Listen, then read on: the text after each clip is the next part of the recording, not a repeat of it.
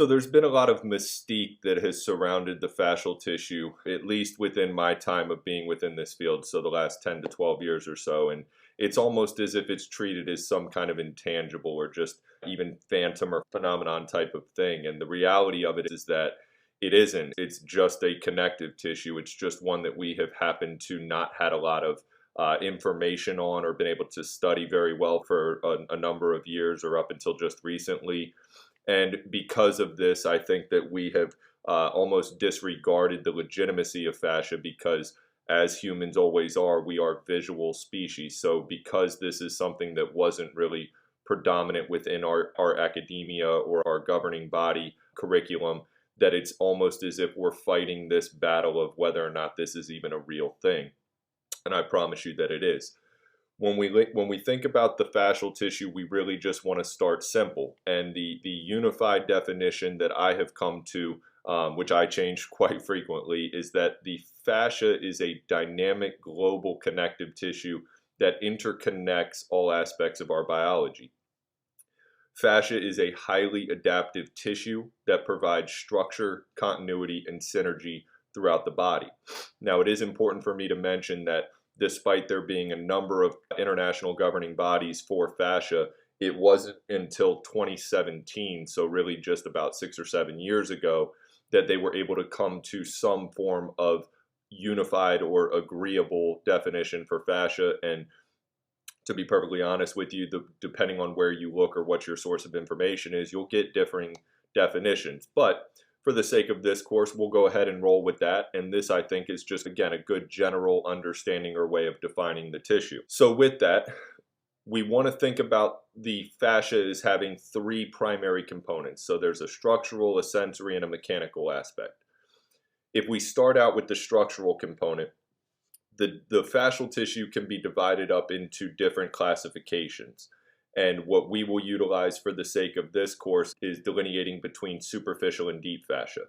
So the superficial fascia is going to be much more of a passive tissue. It's really enriched with sensory bodies and it helps with gliding between the muscles and the skin. The deep fascia, which I believe is just generally less discussed, is actually probably of more interest to strength and conditioning coaches especially. The deep fascia is situated within and then in between muscle fibers and muscles adjacent to one another.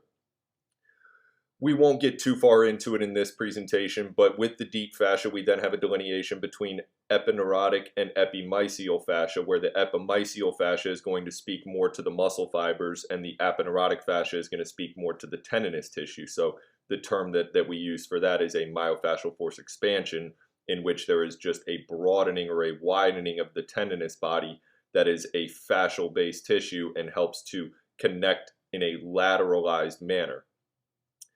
Fascia in general is highly adaptive.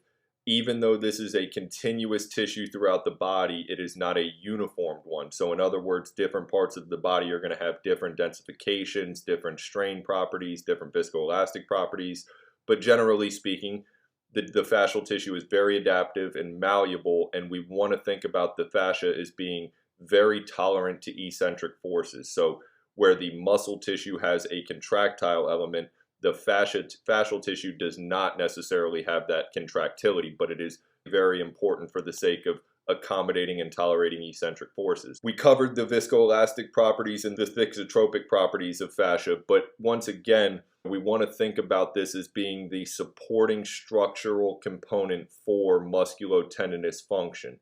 So these are inextricable tissues. We cannot separate the fascia from the muscle. We can't separate, just as we can't separate the muscle from the tendon. These things are all integrated.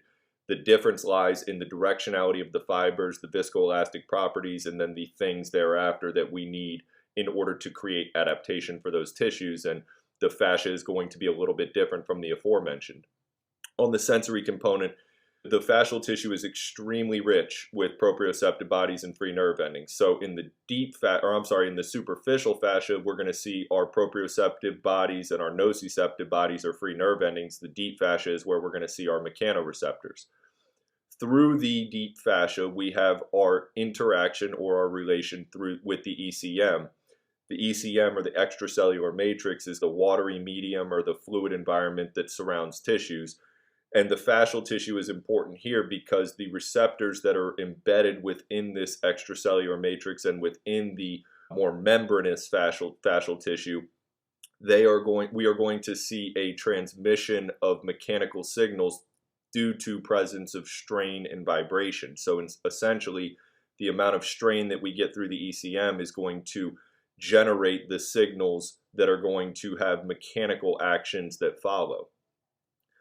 The role that fascia plays in nociceptive sensitivity or response is essential because a lot of the times these are things that we can have some level of influence over. And even if it is just for the sake of creating a transient window for loading or for stress or training, when we understand how the fascial tissue responds to different stimuli or different implements, we can do a better job or a better service for our athletes for the sake of putting them in a better position to succeed. Piezoelectricity is a really fascinating concept. Definitely going to be one that we're not going to get too deep on this, but that's something that if this is of interest to you, I would encourage you to look into that a little bit more deeply. But essentially the piezoelectricity of our tissue, which again, similar to all tissues having viscoelastic properties, all tissues are also going to have a piezoelectric effect to them. But with fascia, it seems to be a little bit more profound than the others. And this is essentially going to be what helps our body to understand and organize and coordinate motor actions depending on our familiarity to them. Then we have some additional receptors. Interoreceptors, Pacini and Ruffini fibers are ones that get mentioned often, and these are all just things that are a little bit more nuanced or specialized. So for interoceptors, this is essentially our body's ability to detect how we feel about how we feel. And then the Pacini and the Ruffini fibers are going to speak more to the sensation or detection of vibration and tangential forces that are experienced throughout the tissue. What probably matters most to you and what you're most interested in is the mechanical component. So this is where we're going to think back to our epimuscular connective tissue. And quite frankly, I think if we didn't have to say fascia all the time and we just substituted that for epimuscular connective tissue, there wouldn't be so much pushback or restraint with this concept. But this is all we're working with. It's just epimuscular connective tissue. This epimuscular connective tissue is going to play a critical role in a number of things that we all covet and we all aspire for through training outcomes. So this is going to be our intermuscular coordination, the pre-tensioning or the stiffness. So if we're thinking about sprinting, the ability for the lower leg and calf to create pre-tensioning through epimuscular connective tissue will give us a stiffer and then therefore more compliant foot-ankle complex as we approach ground contact. From there, once we do reach ground contact, the epimuscular connective tissue is going to help with force dispersion and kind of lateralizing those forces. And then we've covered it, but the myofascial force expansions are another one that are going to be very critical for force execution or expression. And then we organize this all through our myofascial lines. So if we think about between these three components, what Davis's law suggests with connective tissue, this is what determines, or this is what actually rather justifies this construct of myofascial lines or chains, where the areas of the body that are just more frequently exposed to dynamic loading or stressors, we are going to lay down more collagen or more connective tissue in those areas. So if we think about the mechanics of a sprint from the toe to the fingertip, those repetitive and recurring actions are going to create greater deposition along those lines that is going to lay down thicker and more fibrous connective tissue. And then that connective tissue ultimately forms what we identify or describe as being myofascial lines. And ultimately, it's going to come down to these three things here: the efficiency of movement, the bandwidth of movement, and then how we are able to sequence forces or generate patterns from shapes. I got a little bit ahead of myself on that last slide, but if we just isolate the delineation between superficial and deep fascia for a moment, the superficial fascia is, I think, what most people have been introduced to, at least in some manner. And I believe this is what predominates on the therapeutic side. Unlike strength and conditioning and performance, fascia is much more commonly discussed on the therapeutic and the restoration side. And this is largely, in my opinion, due to the presence of superficial fascia, which is a loosely packed and thinner, more membranous tissue which again just permits the gliding and mobility of the skin and then the underlying muscle. So this is where we are going to see a very high concentration of free nerve endings, of proprioceptive bodies. And once again, this is a very adaptive and malleable tissue. It's insulated by fat tissue or adipose tissue. So there's a constant demand for creating a frictionless environment that allows the muscles to expand and contract and not be infiltrated by the surrounding tissues or the surrounding fatty structures. And the superficial fascia is also going to be where we see concepts like reflexology or even like Graston and certain manual techniques. This is going to speak to the superficial fascia. The deep fascia, however, is going to be more tightly packed. These are thicker fibers that are going to provide more structural integrity for surrounding muscles and tendons, but then also play a critical role in force transmission. So we have the structural intermedium between muscular compartments, but then again, we want to think about this as being the predominant means for force lateralization and for intermuscular coordination.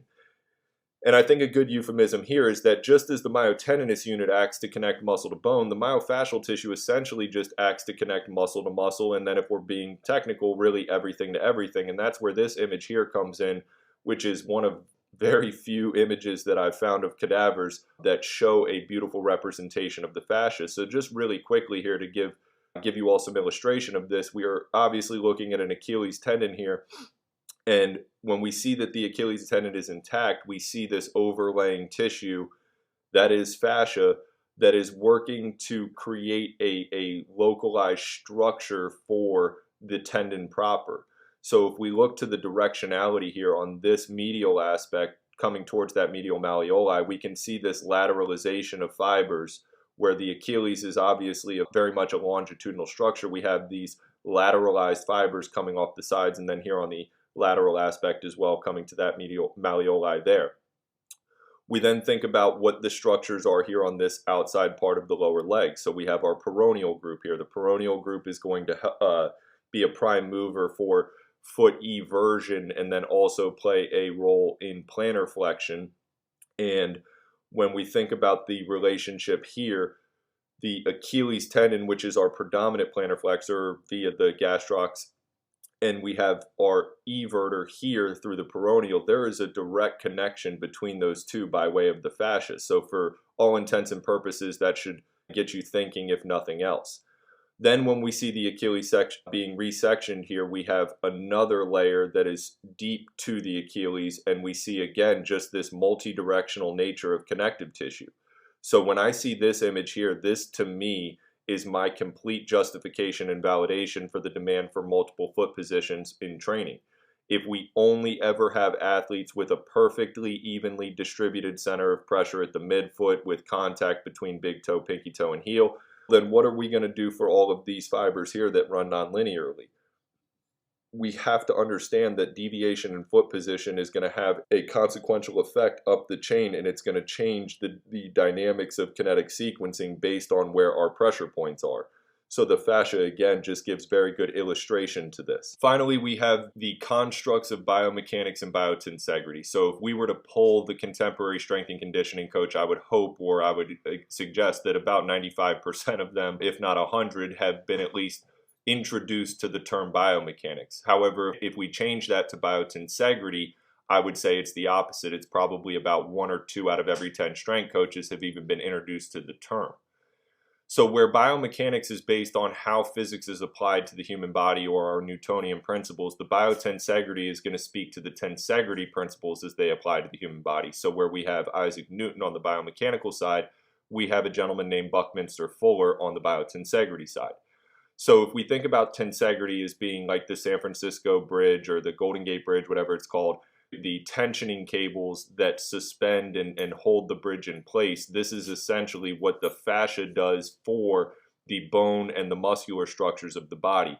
It creates a tensional environment that gives the structure, or rather gives the system structure and then integrity through tension. Where biomechanics is looking at the distribution of internal and external forces that are expressed as moments, the biotensegrity concepts are looking at how compression and tension are distributed and balanced throughout the body. Importantly, these next points here are just purely my theory or intuition. This is not something that I can show you some research on or anything, but I see the biomechanical side as being predominantly CNS driven. So these are our big movers, our big outputs, our big expressions of force. And then on the biotensegrity side, we're going to think more about the PNS, or the peripheral nervous system, and the autonomic nervous system for the sake of driving the movements. Biomechanics being more musculoskeletally dominant, the biotensegrity is going to speak more to that myofascial continuity and these myofascial lines. And again, just in my terminologies here, I see the biomechanical side as being what derives our movement and what kind of dictates our capacity, whereas the biotensegrity side is going to be what coordinates our movement and provides us with control and efficiency. Very importantly, these are not opposing constructs. These two invariably work in tandem. One does not work without the other. We generate forces through our biomechanical aptitude, and then we express or we demonstrate them through our biotensegrity aptitude.